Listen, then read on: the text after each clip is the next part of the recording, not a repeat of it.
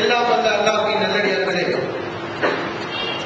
இந்த உலகத்தில் ஒரு மனிதன் தனது வாழ்க்கையை சிறப்பான முறையில் வாழ்வதற்கு அத்தியாவசியமாக மிகவும் அடிப்படையாக பொருளாதாரம், செல்வம் இருந்து கொண்டிருக்கிறது.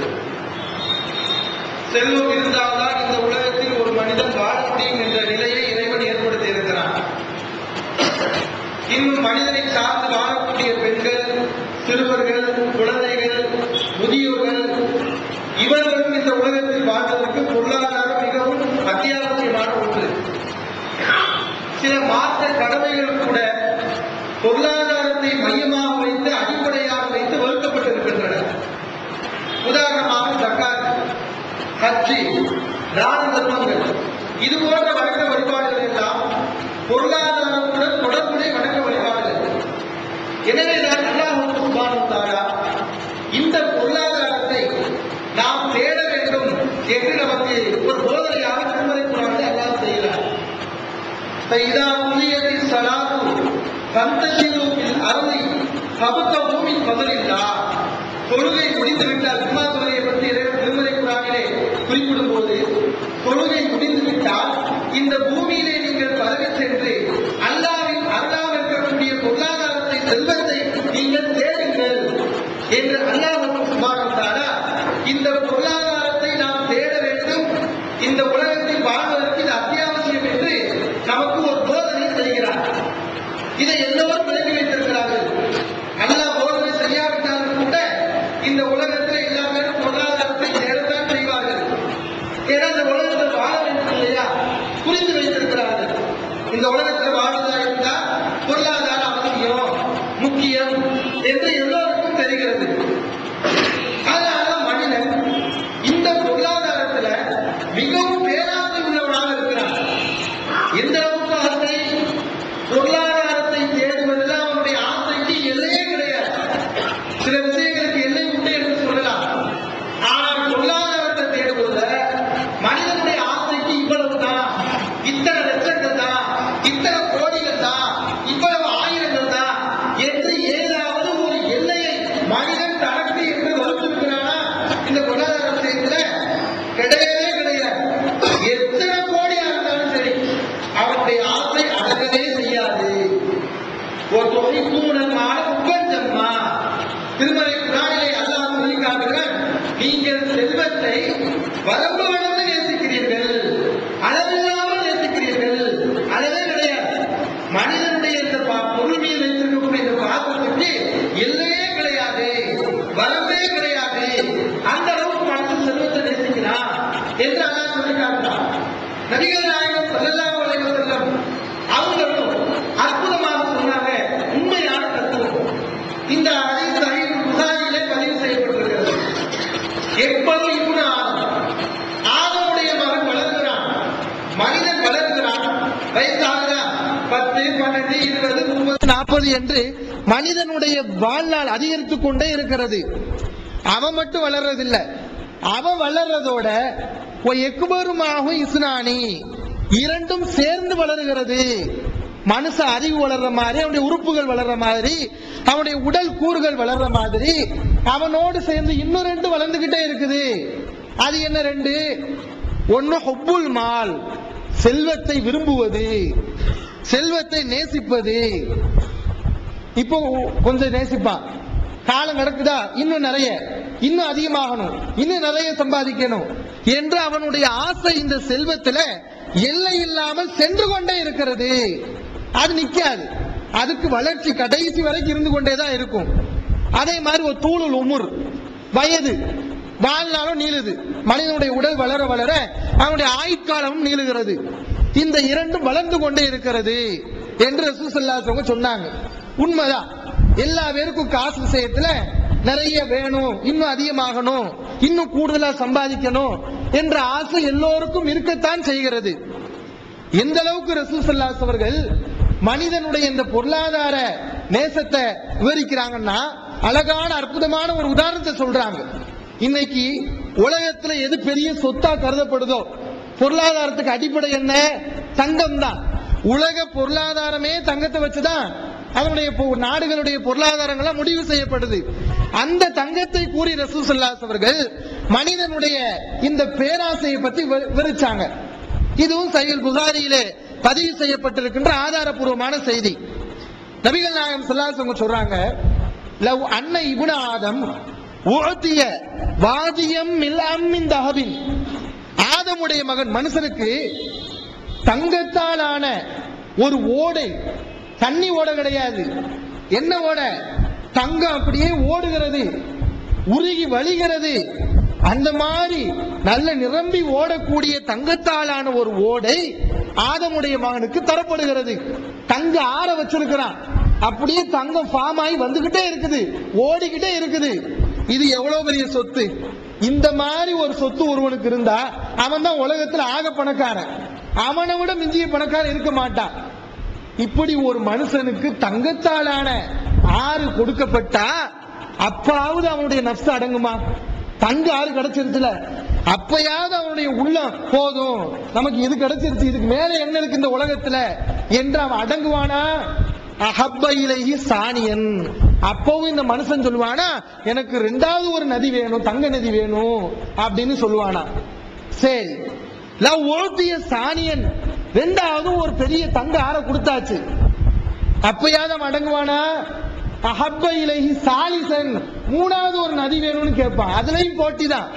எவ்வளவுதான் காசு பணம் வந்தாலும், எவ்வளவுதான் சொத்துகள் சேர்ந்தாலும் வேணும் வேணும் வேணும் அப்படிங்கிற எண்ணம் தான் அந்த மனுஷனுக்கு இருக்குமே தவிர, வலா யசுத்து ஜௌஃப இப்னி ஆதம் இல்ல துராப், ஆதமுடைய மகனின் வயிற்றை, அந்த நப்ச, அந்த ஆசையை மண்ணை தவிர வேறு எதுவும் அடக்காது. எப்பதான் அடங்குவான்? கபருக்கு போனாதான் அடங்குவான். அப்பதான் அவனுக்கு தெரியும், இனிமே காசு பணத்துக்கு வேலை இல்ல, வேலை இல்ல. அங்க இந்த உலகத்துல வாழ்ற வரைக்கும் தான் காசு பணம் தேவை, இந்த உலகத்துல இருக்கிற வரைக்கும் தான் காசு பணத்துக்கு மதிப்பு. எந்த இடத்துக்கு போனா மதிப்பு இல்லையோ, எங்க போனா இந்த தங்கத்துக்கு, செல்வத்துக்கு, பொருளாதாரத்துக்கு வேல்யூ இல்லையோ, அங்க போனாதான் அவனுடைய நப்சே அடங்கும். அது வரைக்கும், மௌத்தா போற வரைக்கும் அவனுடைய நப்சு அடங்கவே அடங்காது, எவ்வளவு கொடுத்தாலும் சரி என்று ரசூல் ஸல்லல்லாஹு அலைஹி வஸல்லம் சொல்றாங்க. அப்ப இது ஒரு இந்த உண்மையை நம்ம புரியணும், இது மனித இயல்பு என்பதை ரசூல் ஸல்லல்லாஹு அலைஹி வஸல்லம் சொல்லி காட்டுறாங்க. இப்ப இந்த உலகத்தை மட்டும் நம்பினவங்க என்ன செய்வாங்கன்னா, இந்த மாதிரி தான் இருப்பாங்க. எந்த மாதிரி? அடங்கவே மாட்டாங்க. எவ்வளவுதான் அவங்களுடைய தேவைகள் நிறைவேறினாலும் சரி, அவங்களுக்கு நப்சு இருந்துகிட்டே இருக்கும். இன்னும் வேணும் வேணும் என்று பேராசைப்பட்டு பொருந்தியே செத்து போயிருவான், அடங்கவே மாட்டான். உலகத்தை மட்டும் நம்பினவன். ஆனால் மறுமையை நம்பியவர்கள், இந்த உலகம் நிலையற்றது என்பதை சரிவர புரிந்தவர்கள், இந்த உலகத்துக்கு பிறகு ஒரு வாழ்க்கை இருக்கிறது என்பதை உணர்ந்தவர்கள் என்ன செய்வார்கள்? போதிய அளவு கிடைத்து விட்டால் அல்ஹம்துலில்லாஹ் என்று சொல்வார்கள், செல்வத்தை தேடுவார்கள். ஆனால் அவர்களுடைய அந்த பொருளாசை அவர்களை தப்பான வழியில் அழைத்து சென்று விடார். அதான் வித்தியாசம். நல்லவங்களுக்கும் பொருள் மீது ஆசை இருக்கலாம், தப்பு கிடையாது. பொருளை விரும்புறது தப்பு கிடையாது. பொருளை நிறைய சம்பாதிக்கலாம், கோடி கோடியா சம்பாதிக்க நினைக்கலாம், ஆசைப்படலாம், தப்பு கிடையாது. ஆனால் நல்லவர்கள் என்ன செய்வார்கள்? செல்வத்தை அடிமையாக வைத்துக் கொண்டு தன்னை முதலாளியாக வைப்பார்கள். செல்வத்தை தாங்கையில வச்சிருப்பாங்க. அது இழுக்கிற இழுப்புக்கெல்லாம் இவங்க போக மாட்டாங்க, இவங்க கூப்பிடுற வழிக்கு தான் அது வரணும். இவங்க செல்வத்தை தன்னுடைய கட்டுப்பாட்டில் வச்சிருப்பாங்க. நல்லவர்கள் எந்த வழியில செல்வத்தை சம்பாதிக்கணுமோ அந்த வழியில சம்பாதிப்பாங்க, பெறக்கூடாத வழிகளை விட்டு ஒதுங்குவாங்க. இப்படி நல்லவர்கள், மறுமையை பயந்தவர்கள் நடந்து கொள்வார்கள். ஆனா இந்த உலகத்தை மட்டும் நம்பி செயல்படுறவன், மறுமை நம்பிக்கை இல்ல, மௌத்து பயம் கிடையாது, சொர்க்க நரக நம்பிக்கை இல்ல, அவன் எப்படி இருப்பான்? இப்படித்தான் இருப்பான். ரசூல் ஸல்லல்லாஹு அலைஹி வஸல்லம் சொன்ன மாதிரி காசு பணம் அவனை தாறுமாறா இழுத்துட்டு போகும். அவன் அது காசு பணம் எங்கெல்லாம் அவனை கூப்பிடுதோ, எந்தெந்த வழிகள்லாம் காசு பணத்தை எடுக்க முடியுமோ அத்தனை வழிகளை ஈடுபடுவான். அது ஹலாலா ஹராமா, அடுத்தவன் பொருளை எடுக்கிறதா, அதெல்லாம் அவனுக்கு தேவையில்லை. எந்த வழியில இருந்தாலும் அதுல அவன் போவான், தாறுமாற அவனை இழுத்துட்டு போகும். இது ஒரு டேஞ்சர். செல்வத்துக்கு இப்படிப்பட்ட ஒரு பண்பு இருக்குதுங்க. நபிகள் நாயகம் ஸல்லல்லாஹு அலைஹி அவர்கள் செல்வம் விஷயத்துல மக்களுக்கு எச்சரிக்கையும் செஞ்சாங்க. ஏன்னா இது இவ்வளவு பெரிய ஒரு டேஞ்சர் இதுல இருக்குது, பக்குவமா பயன்படுத்தணும், பார்த்து பயன்படுத்தினா நன்மை. கொஞ்சம் கவனம் இல்லாம இருந்துட்டோம், அது நம்மள மிகச்சிருச்சு, நம்மள ஆள ஆரம்பிச்சிருச்சு, நம்ம வாழ்க்கையே நாசமா போயிடும். இவ்வுலக வாழ்க்கை நாசமாயி மறுமை நாசமாயிரும். அதனாலதான் ரசூல் ஸல்லல்லாஹு அலைஹி அவர்கள் இந்த செல்வத்தை குறித்து சஹாபாக்களுக்கு எச்சரிச்சாங்க. எப்படிப்பட்ட எச்சரிக்கை பாருங்களேன். புகாரியிலே பதிவு செய்யப்பட்டிருக்கிறது, லல் ஃபக்ர அக்ஷா அலைக்கும், நபி தோழர்களே உங்கள் விஷயத்தில் நான் வறுமையை அஞ்சவில்லை. நபி தோழர்களை பார்த்து நபி ஸல்லல்லாஹு அலைஹி வஸல்லம் சொல்றாங்க, அல்லாஹ்வின் மீது ஆணையாக உங்கள் விஷயத்தில் நான் வறுமையை அஞ்சவில்லை. என்னமோ நீங்க வறுமை வந்து காசு பணம் இல்லாதனால நீங்க ஹராம உளுந்துருவீங்க பயப்படல. எவ்வளவு வறுமை வந்தாலும் கொள்கையில் உறுதியா இருந்துருவீங்க என்ற ஒரு நம்பிக்கை எனக்கு இருக்குது. ஆனால் வறுமையை அஞ்சாத நான் உங்கள் விஷயத்தில் எதுல அஞ்சறேன் தெரியுமா? வலாக்கின் அக்ஷா அலைக்கும் அன் துபுஸத் அலைக்கும் துன்யா, உங்களுக்கு இந்த உலகம் வாரி தரப்பட்டு கமா புசித்த தலாமன் காண கபலக்கும், உங்களுக்கு முன்னால் உள்ளவர்களுக்கு எப்படி அல்லாஹ் இந்த உலகத்தை வாரி கொடுத்தான் அது மாதிரி அவர்களுக்கு தரப்பட்டது போன்று உங்களுக்கு தரப்பட்டு ஃபதனாஃபஸூஹா கமா தனாஃபஸூஹா, அவர்கள் அதுல போட்டி போட்டு அழிந்து நாசமான மாதிரி நீங்களும் அழிந்து நாசமாகி விடுவீர்களோ என்றுதான் நான் அஞ்சுகிறேன் என்று ரசூல் ஸல்லல்லாஹு அலைஹி வஸல்லம் சொன்னாங்க. நபி தோழர்கள் செய்து எதுக்கு பயந்துருக்கிறாங்க? வறுமைக்கு இல்ல. ஆனா காசு பணம் வந்து அதுல போட்டி போட்டு அதுல ஒரு பேராவல் கொண்டு மோகம் கொண்டு அதனால நீங்க நாசமாயிருவீங்க என்று காசு பண விஷயத்துல உங்கள்கிட்ட நான் பயப்படுறேன் என்று நபி ஸல்லல்லாஹு அலைஹி வஸல்லம் சொல்றாங்கன்னா, இந்த காசு பணம் எவ்வளவு ஒரு நாம் நிதானமாக இதை கையாள வேண்டிய அம்சம் என்பதை சிந்தித்து பார்க்கணும். இன்னொரு உதாரணத்தை சொன்னாங்க நபிகள் நாயகம் ஸல்லல்லாஹு அலைஹி அவர்கள். அபூதாவுதுல இந்த செய்தி பதிவு செய்யப்பட்டிருக்கிறது. ஒப்பீடு காட்டுறாங்க. இந்த பொருளாசை, பண ஆசை ஒரு மனிதனை எப்படியெல்லாம் செயல்பட வைக்கும் என்பதற்கு அழகான அற்புதமான உதாரணத்தை சொல்றாங்க.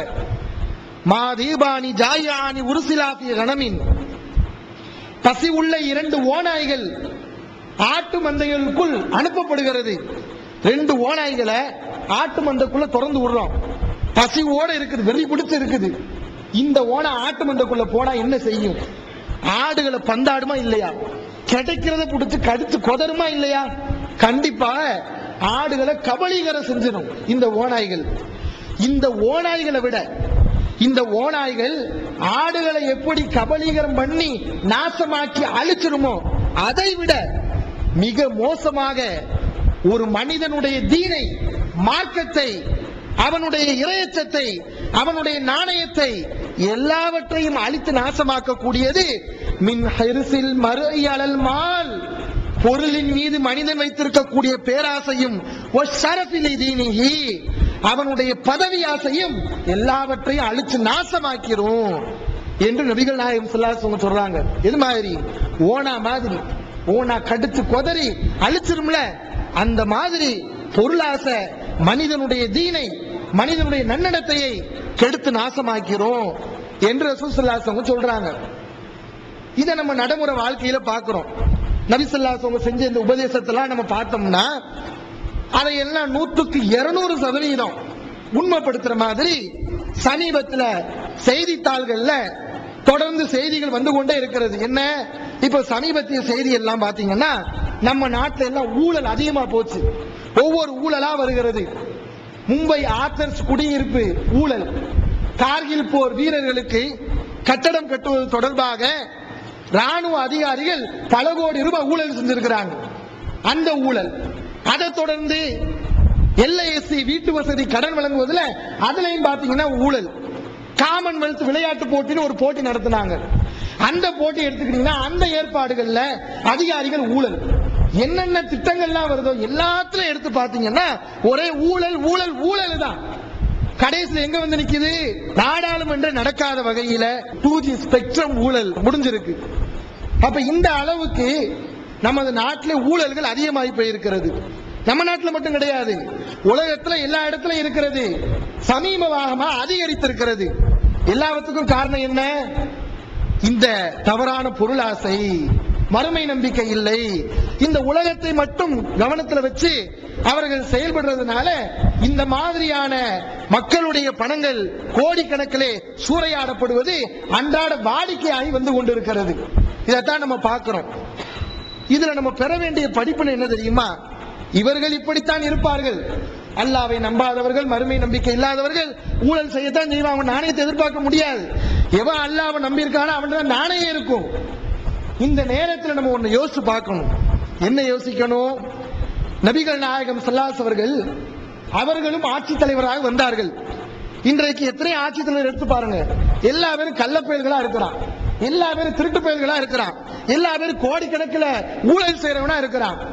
ரசூல் ஸல்லல்லாஹு அலைஹி வஸல்லம் இந்த உலகத்தில் ஆட்சிக்கு வந்தாங்க. இந்த நேரத்தில் தான் நபிகள் நாயகம் ஸல்லல்லாஹு அலைஹி வஸல்லம் அவர்கள் எப்படிப்பட்ட ஒழுக்க சீலர், எப்படிப்பட்ட நாணயம் உள்ளவர், இந்த உலகத்துக்கு இது மாதிரியான ஒரு தலைவர் இந்த உலகத்தில் வர முடியுமா, தோன்ற முடியுமா என்று எல்லோரும் ஆச்சரியப்படத்தக்க வகையில் அற்புதமான தூய்மையான வாழ்க்கையை நபிகள் நாயகம் ஸல்லல்லாஹு அலைஹி அவர்கள் நமக்கு வாழ்ந்து காட்டி விட்டு சென்றிருக்கிறார்கள். அப்படிப்பட்ட ஒரு தூய்மையான வாழ்க்கை. ரசூல் ஸல்லல்லாஹு அலைஹி ஆட்சியாளராக இருந்தாங்க. அவங்களும் நாட்டை ஆண்டாங்க. அவர்களுக்கும் செல்வம் வாரி தரப்பட்டது. பல பகுதிகளை வெற்றி கொண்டார்கள். செல்வம் கொட்டோ கொட்டோ என்று கொட்டியது. ஆனாலும் அவருடைய வாழ்க்கை எப்படி இருந்தது, அவர்கள் தங்களுடைய வாழ்க்கையை எப்படி அமைத்துக் கொண்டார்கள் என்பதை நம்ம யோசிச்சு பார்க்கணும். புகாரியில பதிவு செய்யப்பட்டிருக்கிறது. உமர் ரலியல்லாஹு அன்ஹு அவர்கள் ஒரு முறை நபிகள் நாயகம் ஸல்லல்லாஹு அலைஹி வஸல்லம் வர்றாங்க ரசூலுல்லாஹை சந்திக்கிறதுக்காக. நபி ஸல்லல்லாஹு அலைஹி வஸல்லம் நிலைய பார்க்கறாங்க. நபி ஸல்லல்லாஹு அலைஹி வஸல்லம் ஒரு ஈச்ச மர கட்டில்ல படுத்து கிடக்குறாங்க. எந்த கட்டிலே? ஈச்ச மர கட்டில்ல படுத்து கிடக்குறாங்க. விருப்பி எதுவும் கிடையாது. அவர்களுடைய தலையணை என்ன? ஈச்ச மர நார்களால் நிரப்பப்பட்ட ஒரு தோல் பை தான் அவங்களுடைய தலையணை. நபி ஸல்லல்லாஹு அலைஹி வஸல்லம் பக்கத்துல ஒரு தண்ணீர் குடம் தொங்கிட்டு இருக்கு. இதுதான் அரபு நாட்டு ஜனாதிபதியாக இருந்த மக்காவுக்கும் மதீனாவுக்கும் மற்ற சுற்றுப்புற நாடுகளையும் ஆண்ட ரசூல் ஸல்லல்லாஹு அலைஹி வஸல்லம் படுக்கை வசதி எப்படி இருந்துச்சு பத்தியல? இப்படிதான் இருந்துச்சு. இதை பார்த்து விட்டு உமர் ரலியல்லாஹு உங்களுக்கு அழுக பொறுக்கல, அழுகுறாங்க. ரசூல் ஸல்லல்லாஹு அலைஹி வஸல்லம் கேட்கிறாங்க, உமரை ஏன் அழுகுறீங்க அப்படின்னு கேட்கும்போது உமர் ரலியல்லாஹு அவங்க சொன்னாங்க, இன்ன கிஸ்ரா வ கைஸர ஹுமா ஃபீஹி, அல்லாஹ்வின் தூதரே, கிஸ்ரா அரசர்கள், கைசர் நாட்டு அரசர்கள், இவங்க எல்லாம் உலகத்தை எப்படி அனுபவிக்கிறாங்க? என்னமோ அந்த காலத்துல வசதி இல்லாம ரசூல் அப்படி படுத்தாங்க. ரசூல் ஸல்லல்லாஹு அலைஹி வஸல்லம் படுத்து எந்திரிக்கிறாங்க. உமர்ல ஏன் அழுகிறாரு? அந்த ஈச்ச மர நார்கள் நபிகளாருடைய முதுகுல அப்படி அச்சு விழுந்திருக்கிறது. அதை பார்த்துட்டு ஏன் இப்படி கஷ்டப்படுறீங்கன்னு அழுகிறாரு. அந்த காலத்துல என்ன வசதியா இல்ல? இருந்துச்சு. ரசூல் ஸல்லல்லாஹு அலைஹி வஸல்லம் தவிர மற்ற நாட்டாண்ட எல்லா மன்னர்களும் சொகுசாக உலகத்தை அனுபவித்தார்கள். ஆனா நபி ஸல்லல்லாஹு அலைஹி வஸல்லம் அதை வேண்டாம்னு விட்டாங்க. இப்பதான் உமர் கேட்கிறாரு, அவங்க எல்லாம் உலகத்தை எப்படி அனுபவிக்கிறாங்க, நீங்க ஏன் அல்லாஹ்வின் தூதர் இப்படி இருக்கிறீங்க அப்படின்னு கேட்கிறாங்க. ரசூல் ஸல்லல்லாஹு அலைஹி வஸல்லம் அப்பதான் சொன்னாங்க, அம்மா தருலா, உமரே உனக்கு தெரியாதா, அந்த கூணலகும் துன்யா, அவர்களுக்கு இந்த உலகம் தான் வாழ்க்கை, ஒலனல் ஆகிரா, நமக்கு மறுமை இருக்கிறது வாழ்க்கை என்று ரசூல் ஸல்லல்லாஹு அலைஹி வஸல்லம் சொன்னாங்க. நம்ம என்ன இந்த உலகத்தை நம்பியா இருக்கிறோம்? நமக்கு இது உலகம் மறுமைக்காக இங்க வந்திருக்கிறோம். மானை துன்யா இல்லாக்க ராக்கிபின் இஸ்தலல்ல தஹ்த ஷஜரத்தின், ஒரு மரத்துக்கு கீழ் நிழல் ஆறுவதற்காக ஒதுங்கிய ஒரு பிரயாணியை போன்றவன் நான் இந்த உலகத்தில் என்று ரசூல் ஸல்லல்லாஹு அலைஹி வஸல்லம் சொன்னாங்க. இந்த உலகத்துக்கு எனக்கு என்ன இருக்குது, எதுக்கு நான் இந்த உலகத்தில் எல்லாத்தையும் அனுபவிக்கணும் என்று ரசூல் ஸல்லல்லாஹு அலைஹி அவர்கள் சொன்ன செய்தியை பார்க்கிறோம். அதனால இந்த உலகத்தை நம்ம அனுபவிக்க கூடாதுன்னு அர்த்தம் கிடையாது, அனுபவிக்கலாம். ஆனால் அல்லாஹ்வின் தூதர் ஸல்லல்லாஹு அலைஹி அவர்களுக்கு மட்டும் அல்லாஹ் பிரத்யேகமாக சில சட்டங்களை வழங்கினார். அதுல ஒரு சட்டம் தான், அவர்கள் நல்ல அனுபவிக்காம அவங்க என்ன செஞ்சாங்க, ஏழ்மையை எளிமையை தேர்வு செய்து கொண்டார்கள். அவங்க நினைச்சாங்கன்னா அரசாங்கத்திலிருந்து ஒரு தனக்குன்னு ஒரு பங்கை எடுத்து அழகாக அற்புதமா அனுபவிக்கலாம், தவறு கிடையாது. ஆனால் நபிகள் நாயகம் ஸல்லல்லாஹு அலைஹி வஸல்லம் ஏன் இப்படி வாழ்ந்தாங்க? தனக்கு பின்னால் வரக்கூடிய மக்கள் தன்னை பார்ப்பார்கள், அவர்களுக்கு ஒரு எடுத்துக்காட்டாக இருக்க வேண்டும். ஊழல் என்ற அந்த சந்தேகம் கூட வந்தாரு, ஆட்சியாளராக இருந்தாரு, உலகத்தை எல்லாம் அனுபவிச்சுட்டாரு என்ற பேரு கூட வரக்கூடாது என்பதற்காக ரசூல் ஸல்லல்லாஹு அலைஹி அவர்கள் இந்த கஷ்டத்தை இந்த உலகத்தில் தானாக விரும்பி இதை ஏற்றுக்கொண்டார்கள். அந்த அடிப்படையில தான் சில விஷயங்கள் எல்லா பேருக்கும் கிடையாது. ரசூல் ஸல்லல்லாஹு அலைஹி வஸல்லம் தன்னுடைய தூய்மையை நிலைநாட்ட இது மாதிரியான ஒரு தூதர், இது மாதிரியான ஒரு வழிகாட்டி, இது மாதிரியான ஒரு சீர்திருத்த தலைவர் இந்த உலகத்தில் யாரும் வர முடியாது என்பதை இந்த உலகுக்கு உணர்த்துவதற்காக சில பிரத்யேக விதிமுறைகளை ரசூல் ஸல்லல்லாஹு அலைஹி அவர்கள் தனக்குத்தானே வகுத்துக் கொண்டார்கள். அதுல ஒரு வழிமுறை என்ன? அரசாங்க நிதி இருக்குதுல்ல, பொது நிதி, அதுல இருந்து 5 பைசாவை நான் எடுக்க மாட்டேன் என்று ரசூல் ஸல்லல்லாஹு அலைஹி அவர்கள் தனக்கு தானே சட்டம் வகுத்துக்கிட்டாங்க. ஊர் உலகம் எல்லாம் சாப்பிடுங்க அரசாங்க நிதிய, கவர்மெண்ட்டுக்கு நிறைய சொத்து வருது, ஊர் உலகத்துக்கெல்லாம் ரசூல் ஸல்லல்லாஹு அலைஹி வஸல்லம் வாரி கொடுப்பாங்க. ஆனா தனக்கு அதுல இருந்து எடுக்க மாட்டாங்க, தன்னுடைய குடும்பத்துக்கு அதுல இருந்து கூடுதலாக எடுக்க மாட்டாங்க. இந்த உலகத்துல வாழ்றதுக்கு சாப்பிடுறதுக்கு எவ்வளவு தேவையோ அதை எடுத்துக் கொள்வார்கள். ஆனால் அதை விட கூடுதலாக நபிகள் நாயகம் ஸல்லல்லாஹு அலைஹி அவர்கள் மற்றவர்களுக்கெல்லாம் வழங்கினார்கள். ஆனால் அவர்கள் தனக்குன்னு எடுத்துக் கொள்ளல, அது ஹராம் என்று சொன்னார்கள். ஹதீஸ்ல பார்க்கிறோம், ரசூல் ஸல்லல்லாஹு அலைஹி வஸல்லம் ஒரு பொருள் வந்துச்சுன்னா நபி ஸல்லல்லாஹு அலைஹி வஸல்லம் சொல்லுவாங்களாம். என்ன சொல்லுவாங்க? சதக்கத்துன் அம் ஹதியத்துன், இது அன்பளிப்பா அல்லது இது அரசாங்க பொருளா என்று கேட்பார்கள். இந்த ஹதீஸ் முஸ்லிம்ல பதிவு செய்யப்பட்டிருக்கு. அன்பளிப்புன்னு சொன்னா வாங்கிடுவாங்க, இல்ல இது கவர்மெண்ட்டுக்கு சேர வேண்டிய பொருள், இது பொது நிதி என்று சொல்லப்படுமையானால் அதை நபிகள் நாயகம் ஸல்லல்லாஹு அலைஹி அவர்கள் பெறமாட்டார்கள். அதுல அவ்வளவு கவனமா இருந்திருக்கிறாங்க. இன்னொரு முறை ரசூல் ஸல்லல்லாஹு அலைஹி வஸல்லம் போய்கிட்டு இருக்காங்க, ஒரு பேரிச்சம்பழம் கீழே கிடக்குது. நபி ஸல்லல்லாஹு அலைஹி வஸல்லம் சொல்றாங்க, லவ்லா அன் தகூன மின் ஸதகத்தின் லஅகல்துஹா, இது மட்டும் அரசாங்க நிதியில் இல்லை என்று இருக்குமே ஆனால் நான் உடனே சாப்பிட்டு இருப்பேன். தெரியல நபி ஸல்லல்லாஹு அலைஹி வஸல்லம் இது அரசாங்க நிதியில உள்ளதா இருக்குமோ அல்லது வேற பொருளா இருக்குமா சந்தேகம் வந்துருச்சு. நபி ஸல்லல்லாஹு அலைஹி வஸல்லம் எடுக்கல. சந்தேகம் வந்தாலும் கூட அதை தொடாமல் நபி ஸல்லல்லாஹு அலைஹி வஸல்லம் புறக்கணிச்சிருக்கிறாங்க. அவ்வளவு பேணுதல். இன்னொரு முறை ஹசன் அல்லது ஹுசைன் நபி ஸல்லல்லாஹு அலைஹி வஸல்லம் பேர குழந்தைகளை யாரோ ஒரு ஆளு அரசாங்க நிதியில பேரிச்சம்பழங்கள் குமிஞ்சு கிடக்குது. பள்ளிவாசல்ல ஒரு மூலையில பேரிச்சம்பழங்கள், யாருடைய பேரிச்சம்பழங்கள்? பொது பேரிச்சம்பழங்கள், மக்களுக்கு சேர வேண்டிய பேரிச்சம்பழங்கள், தர்ம பொருட்கள் குமிஞ்சு கிடக்குது. சின்ன குழந்தை தானே, நபி ஸல்லல்லாஹு அலைஹி வஸல்லம் பேரப்புள்ள ஒரு பேரிச்சம்பழத்தை எடுத்து சாப்பிட்டுருது. உடனே ரசூல் ஸல்லல்லாஹு அலைஹி வஸல்லம் எவ்வளவு கவனமா இருக்காங்க பாருங்க. உடனே நபி ஸல்லல்லாஹு அலைஹி வஸல்லம் அந்த குழந்தையுடைய வாய்க்குள்ள விரலை விட்டு அந்த பேரிச்சம்பழத்தை எடுத்து அந்த குழந்தைக்கு சொல்லி கொடுக்கறாங்க, அம்மா அலிம்த, உனக்கு தெரியாதா, அன்ன ஆல முஹம்மதின் லா யகுலுன ஸதகா, முஹம்மதுடைய குடும்பத்தார்கள் இந்த பொது நிதியா இந்த தர்ம பொருட்களை உண்ணக்கூடாது என்று உனக்கு தெரியாதா என்று ரசூல் ஸல்லல்லாஹு அலைஹி அவர்கள் அந்த தன்னுடைய பேர குழந்தை உண்ணும் போது கூட அதை கண்டிச்ச காட்சியை நம்ம பார்க்கிறோம். இப்படி யாராவது இருப்பாங்களா? அரசாங்க நிதியிலிருந்து ஒரு டீ சாப்பிட மாட்டேன், ஒரு பேரிச்சம்பழம் திங்க மாட்டேன், ஒரு சின்ன பொருளை கூட எடுக்க மாட்டேன், சந்தேகம் வந்தா கூட எட்டி பார்க்க மாட்டேன் என்று யாராவது இந்த உலகத்தில் வாழ்வாங்களா? ஆனால் ரசூல் ஸல்லல்லாஹு அலைஹி அவர்கள் வாழ்ந்து விட்டு சென்றிருக்கிறார்கள். எல்லாம் எதற்கு? இந்த மாதிரி பின்வரக்கூடிய மக்களுக்கு உண்மையான தலைவராக இருக்க வேண்டும், சந்தேகத்துக்கு அப்பாற்பட்ட அப்பலுக்கு அப்பாற்பட்ட தூய்மையான தலைவராக இருக்க வேண்டும் என்பதை நிரூபிச்சிருக்கிறாங்க. இன்னொரு சம்பவம் பாருங்க, புகாரியிலே பதிவு செய்யப்பட்டிருக்கிறது. ஃபாத்திமா ரலியல்லாஹு அன்ஹா வீட்டு வேலை பார்க்கறாங்க. அந்த காலத்துல மாவு எப்படி அரைப்பாங்க? கையில தான் அரைப்பாங்க. கோதுமையை போட்டு திருக்க இருக்குல்ல, அதுதான் சுத்தி சுத்தி அரைப்பாங்க. அதுல ஃபாத்திமா அவங்களுடைய கை காய்ச்சி போயிருது. வேலை செஞ்சு கை காய்ச்சி போயிருது. நபி ஸல்லல்லாஹு அலைஹி வஸல்லம் மகள் தான் யாரு? ஃபாத்திமா ரலியல்லாஹு. ரசூல் ஸல்லல்லாஹு அலைஹி வஸல்லம் குடும்பத்தார்கள்லயே நபி ஸல்லல்லாஹு அலைஹி வஸல்லம் ரொம்ப விருப்பமானவங்க யாரு? ஃபாத்திமா ரலியல்லாஹு அவர்கள். அவங்க ரொம்ப விருப்பமானவங்க, சொர்க்கத்தின் தலைவின்னு சொன்னாங்க. அந்த அளவுக்கு நேசத்துக்குரியவங்க. அவங்க ஒரு முறை நபி ஸல்லல்லாஹு அலைஹி வஸல்லம் அடிமைகள் கொண்டு வரப்படுகிறார்கள். அடிமைகள், போர்ல கிடைச்ச அடிமைகள் அரசாங்கத்துக்கு சொத்தாக கிடைக்கிறது. அடிமைகள் வந்திருக்கிறாங்க. இந்த செய்தி ஃபாத்திமா ரலியல்லாஹு காதுக்கு போகுது. அவங்க நினைக்கிறாங்க, நபி ஸல்லல்லாஹு அலைஹி வஸல்லம் யார் யாருக்கெல்லாம் அடிமைகளை கொடுக்கறாங்க வழங்குறாங்க, நம்ம ஆட்டுக்கள் அரைச்சரிச்சு கையெல்லாம் காய்ச்சி போகுது, நபி ஸல்லல்லாஹு அலைஹி வஸல்லம் வந்து ஒரு அடிமையை நம்ம வாங்கிட்டா நமக்கு உதவியா இருக்கும் அப்படின்னு நினைச்சு ரசூல் ஸல்லல்லாஹு அலைஹி வஸல்லம் போறாங்க. போய் அல்லாஹ்வின் தூதரே, இந்த மாதிரி நான் கஷ்டப்படுறேன், எனக்கு ஒரு அடிமையை கொடுங்க அப்படின்னு அரசாங்கத்துக்குரிய அந்த சொத்துல இருந்து கேட்கிறாங்க ஃபாத்திமா ரலியல்லாஹு அவர்கள். நபி ஸல்லல்லாஹு அலைஹி வஸல்லம் என்ன சொன்னாங்க தெரியுமா? இன்னைக்கு உலகத்துல அரசாங்க சொத்தை எப்படி அனுபவிக்கிறான் பாக்குறோமா இல்லையா? ஊர் மக்களுடைய சொத்தை தான் அவன் என்ன செய்யறான், கொள்ளையடிச்சு எல்லா ஊழலையும் செய்யறான். ரசூல் ஸல்லல்லாஹு அலைஹி வஸல்லம் ஃபாத்திமா அவங்க என்ன சொன்னாங்க தெரியுமா? அடிமைகளை கொடுக்கல. ஏன்? பொது நிதியை தர முடியாது. நபி ஸல்லல்லாஹு அலைஹி வஸல்லம் சொன்னாங்க ஃபாத்திமா அவங்ககிட்ட, அலா அதுல்லுக்குமா அலா கைரின் மிம்மா சஅல்துமாஹு, இதை விட சிறந்த ஒரு வழியை நான் சொல்லி கொடுக்கிறேன் என்று ரசூல் ஸல்லல்லாஹு அலைஹி வஸல்லம் அடிமையை கொடுக்க மறுத்துட்டு வேற ஒரு வழிமுறையை தான் சொல்லி கொடுக்கிறாங்க. என்ன வழிமுறை?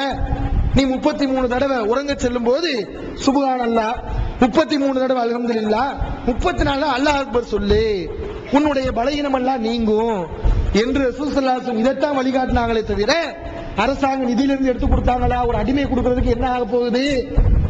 கொடுக்கல. ஏன்? முகமது தன் குடும்பத்துக்கு அள்ளி தர்றாரு என்ற அவப்பெயர் வரக்கூடாதுங்கிறதுக்காக நபி ஸல்லல்லாஹு அலைஹி அவர்கள் தான் குடும்ப விஷயத்துல இப்படி பேணுதலாக நடந்து கொண்டார்கள். நம்மளும் அப்படிதான் நடக்கும் கிடையாது. நம்ம புள்ள வந்து கேட்குது, கஷ்டப்படுறது குடுவாப்பான்னு, அதெல்லாம் கொடுக்க முடியாது, போன்னு சொல்ல முடியாது. நம்ம கொடுக்கத்தான் வேணும். ஆனால் ரசூல் ஸல்லல்லாஹு அலைஹி வஸல்லம் மட்டும் பிரத்யேகமாக உள்ள விஷயங்கள்ல இதுவெல்லாம் வருகிறது. ஆக இப்படி ரசூல் ஸல்லல்லாஹு அலைஹி வஸல்லம் வாழ்ந்திருக்கிறத பார்க்கிறோம். இன்னும் ரசூல் ஸல்லல்லாஹு அலைஹி வஸல்லம் சரி அரசாங்க நிதியில இருந்தா எடுக்கல, சரி அவங்களுக்குன்னு ஒரு பங்கு வந்துச்சுல, போருக்கு நபி ஸல்லல்லாஹு அலைஹி வஸல்லம் போவாங்க, எல்லா பேருக்கும் பங்கு கிடைக்கும். ரசூல் ஸல்லல்லாஹு அலைஹி வஸல்லம் ஒரு பங்கு கிடைச்சிச்சு.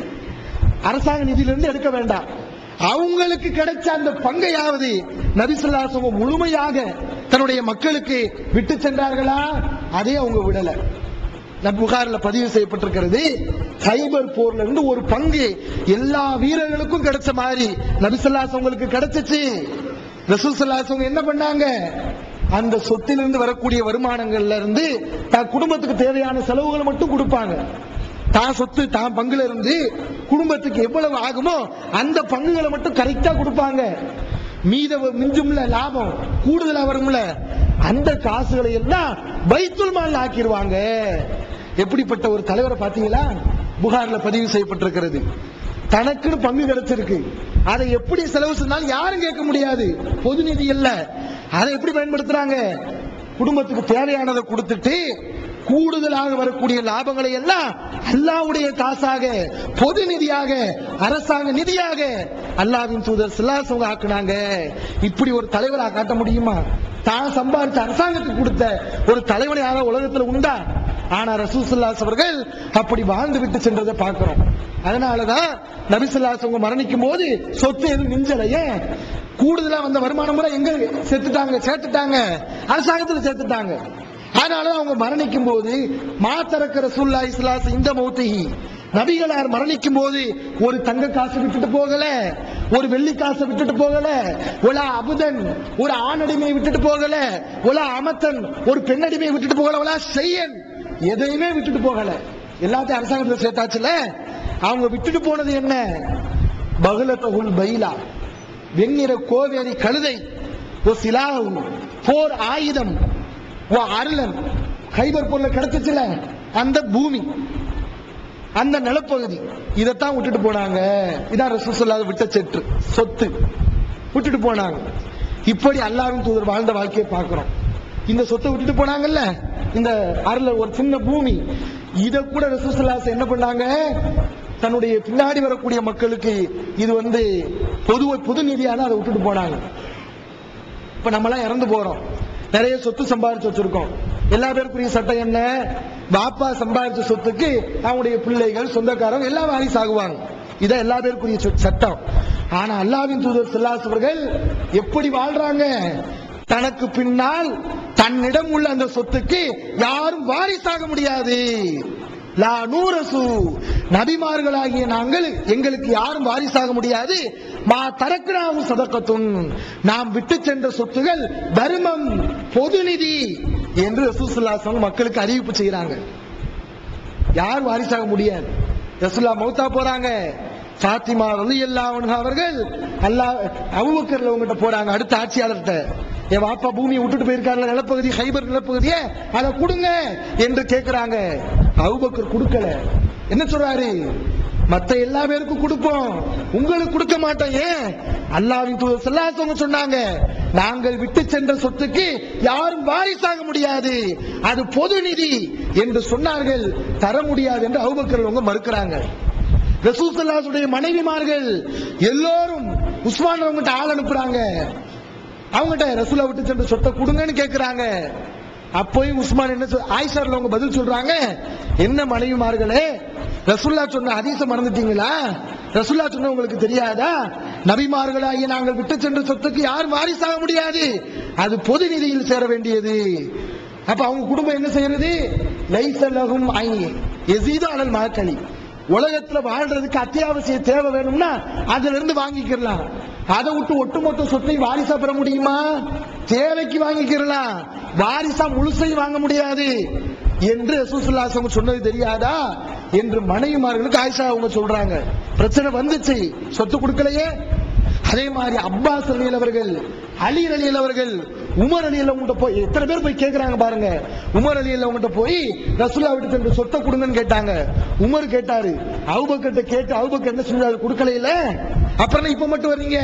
ரசூலுல்லாஹ் சொன்னதா சட்டாலாம் தர முடியாது, ஆட்சியாளர்கிட்ட இருக்கும், பொது நிதி தான், வேணா உங்களுக்கு அத்தியாவசிய செலவு இருந்தா வாங்கிக்கோங்க, அதை விட கூட கேட்காதீங்க என்று உமர் ரலியல்லாஹு அவங்க சொன்ன காட்சி எல்லாம் பார்க்கிறோம். ஆக இப்படி ஒரு தூய்மையான வாழ்க்கையை யாராவது வாழ முடியுமா? மற்றவங்களுக்கு எல்லாம் சொன்னாங்க, உங்களுடைய பிள்ளைகளை நீங்க நிறைய காசு பணத்தை சேர்த்து அவங்கள தண்ணீரை பெற்று விட்டுட்டு போங்கன்னு சொன்னாங்க. ஆனா ரசூல் ஸல்லல்லாஹு அலைஹி வஸல்லம் தனக்கு மட்டும் பிரத்யேகமாக இப்படிப்பட்ட ஒரு தூய்மையான வாழ்க்கையை வாழ்ந்தார்கள். எல்லாம் எதற்கு? தன்னுடைய குடும்பத்துக்கு இது ஒரு கஷ்டம்தான், சிரமம்தான். ஆனால் அந்த சிரமத்தால் ஒரு பெரிய நன்மை இருக்கிறது, ஒரு தூய்மையான ஒரு வரலாறு இந்த சமுதாயத்துக்கு கிடைக்கும். ஊழல் என்ற ஒரு சந்தேகம் கூட இந்த தூதரிடம் ஏற்படாது. இப்படிப்பட்ட ஒரு வாழ்க்கையை உலகத்தில் எந்த ஒரு தலைவரும் வாழ்ந்திருக்க முடியாது என்று நாமெல்லாம் வியப்படக்கூடிய வகையில அல்லாஹ்வின் தூதர் ஸல்லல்லாஹு அலைஹி வஸல்லம் வாழ்ந்து விட்டார்கள். அதை பார்த்து நாம் பெற வேண்டிய படிப்பினைகளை பெற்று வாழக்கூடிய நன்மக்களாக அல்லாஹ் நம் அனைவரையும் ஆக்கிடுவான்.